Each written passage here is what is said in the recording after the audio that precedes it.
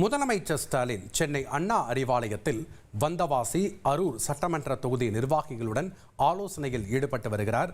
கூடுதல் தகவலை செய்தியாளர் பாஸ்கர் வழங்கிட நாம் கேட்கலாம்.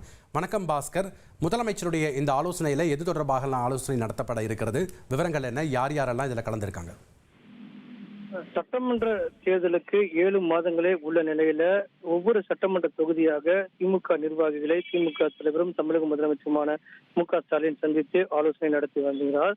49 சட்டமன்ற தொகுதிகளுக்கான திமுக நிர்வாகிகளோட சந்திப்பு என்பது ஏற்கனவே முடிந்த நிலையில 50வது சட்டமன்ற தொகுதியாக திருவண்ணாமலை மாவட்டம் வந்தவாசி, தருமபுரி மாவட்டம் அரூர் சட்டமன்ற தொகுதிக்கான திமுக நிர்வாகிகளோடு தற்போது ஆலோசனை மேற்கொண்டு வருகிறார்.